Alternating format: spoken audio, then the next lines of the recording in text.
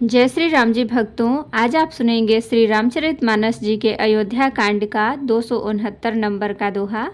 जैसा कि हर दिन 3 दोहा सुनते हैं और इसके अंदर जितनी चौपाइयाँ आती हैं सारी चौपाइयों को अर्थ के साथ सुनाऊंगी।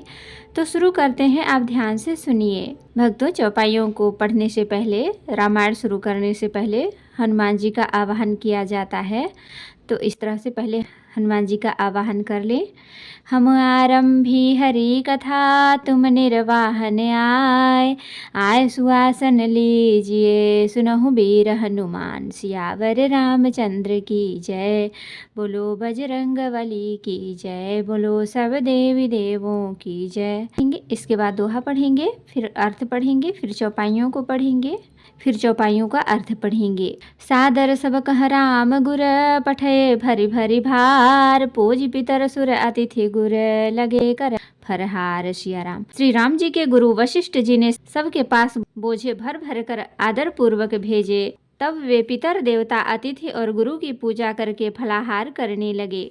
एहि विधि बासर बीते चारी, राम निरखि नर नारी सुखारी, दुहु समाज असि रुचि मन माही, बिनु सिया राम फिरब भल नाही। इस प्रकार 4 दिन बीत गए। श्री रामचंद्र जी को देखकर सभी नर नारी सुखी हैं। दोनों समाज के मन में ऐसी इच्छा है कि श्री सीताराम जी के बिना लौटना अच्छा नहीं है। सीताराम संग बनवासु, कोटि अमरपुर सरिस सुपासु, परिहरि लखन राम बैदेहि, जहि घरु भाव बाम विधि तेहि। श्री सीताराम जी के साथ वन में रहना करुण देवलोकों के निवास के समान सुखदायक है। श्री लक्ष्मण जी, सीताराम जी और जानकी जी को छोड़कर जिसको घर अच्छा लगे, विधाता उसके विपरीत है।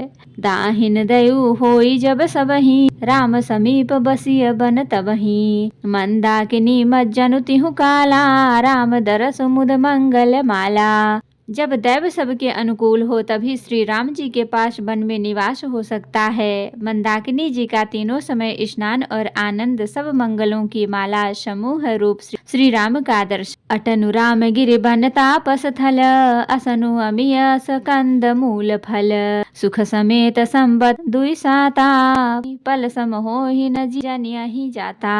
श्री राम जी के पर्वत कामदनाथ वन और तपस्वियों के स्थान में घूमना और अमृत के समान कंद मूल फलों का भोजन, 14 वर्ष सुख के साथ पल के समान हो जाएंगे, बीत जाएंगे, जाते हुए जान ही न पड़ेंगे। एहि विधि सुख जोग न लोग सब, कहाँ ही कहाँ सुभाग, सहज सुभाय समाज दुहु, राम चरण अनुराग। सिया राम। इस प्रकार लोग कह रहे हैं कि हम इस सुख के योग्य नहीं हैं, हमारे ऐसे भाग्य कहाँ। दोनों समाजों का श्री रामचंद्र जी के चरणों में सहज स्वभाव से ही प्रेम है। यही विधि सकल मनोरथ करही, बचन सप्रेम सुनत मन हरही, सिया राम तेहि समय पठाई, दासी देखी सुअवसरु आई।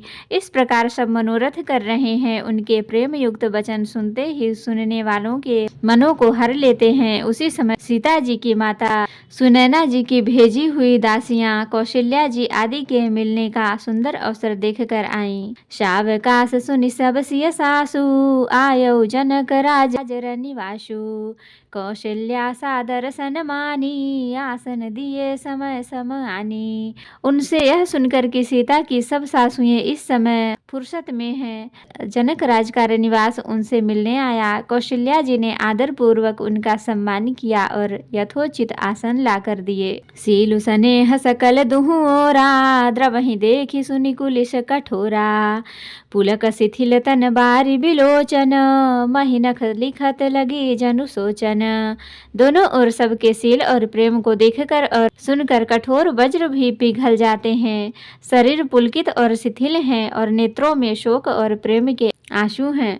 सब अपने पैरों के नखों से जमीन कुरेदने और सोचने लगी। सब सिय राम प्रीति किसी मूरति, जनु करुणा बहु बेस बिसुरती, सिय मातु कह विधि बुधि बाकी, जो पय फेनु फोर बपि टाकी। सभी श्री सीताराम जी के प्रेम की मूर्ति सी हैं, मानो स्वयं करुणा ही बहुत से वेश रूप धारण करके विसूर रही हो, दुख कर रही हो। सीता जी की माता सुनैना जी ने कहा, विधाता की बुद्धि बड़ी टेढ़ी है, जो दूध के फेन जैसी कोमल वस्तु को वज्र की टांकी से फोड़ रहा है, अर्थात जो अत्यंत कोमल और निर्दोष है, उन पर विपत्ति ढहा रहा है।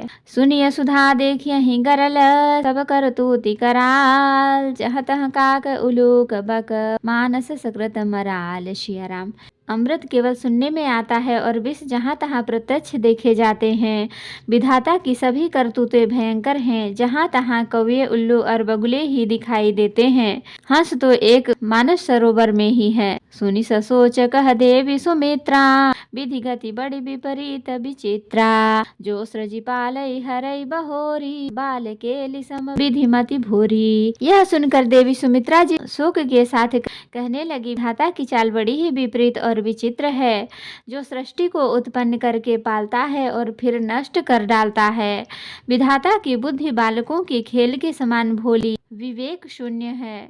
कौशल्या कह दो सुन काहू, कर्म विवश दुख सुख क्षति लाहू, कठिन कर्म गति जान विधाता, जो शुभ अशुभ सकल फल दाता। कौशल्या जी ने कहा, किसी का दोष नहीं है, दुख सुख हानि लाभ सब कर्म के अधीन है। कर्म की गति कठिन दुर्विज्ञेय है, उसे विधाता ही जानता है, जो शुभ और अशुभ सभी फलों का देने वाला है। ईश रजाई शीस सब ही के, उत्पत्ति स्थिति लय बिसहु अमी के, देवी मोह बस सोचिय बादी, विधि प्रपंच अस अचल अनादि।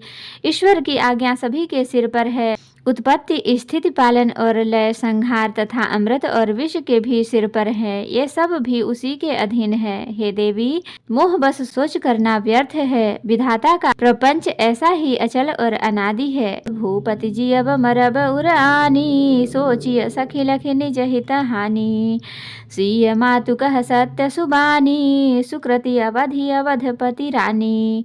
महाराज के मरने और जीने की बात की हृदय में याद करके जो चिंता रहती है, वह तो हे सखी हम अपने ही हित की हानि देखकर स्वार्थवश करती हैं। सीता जी की माता ने कहा, आपका कथन उत्तम और सत्य है। आप पुण्य आत्माओं के सीमा रूप अवधपति महाराज दशरथ जी की ही तो रानी है, फिर भला ऐसा क्यों न कहेंगी। लखन राम सिय जाहु बन, भल परिणाम न पोच, गहबर ही यह कौशिला, मोहि भरत कर सोच। सिया राम। कौशल्या जी ने दुख भरे हृदय से कहा, श्री राम लक्ष्मण और सीता वन में जाएं, इसका परिणाम तो अच्छा ही होगा, बुरा नहीं। मुझे तो भरत की चिंता है। तो भक्तों, आज के लिए इतना ही।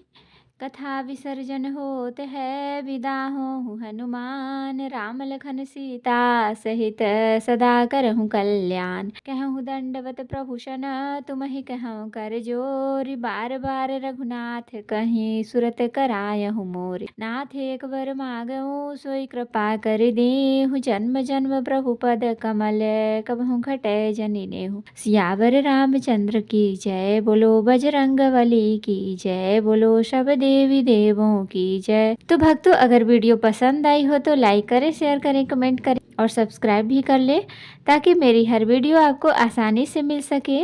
भक्तों, एक लाइक और कमेंट से आपका कुछ नहीं लगता, लेकिन हमें बहुत मोटिवेशन मिलता है और बहुत प्रेरणा मिलती है। धन्यवाद।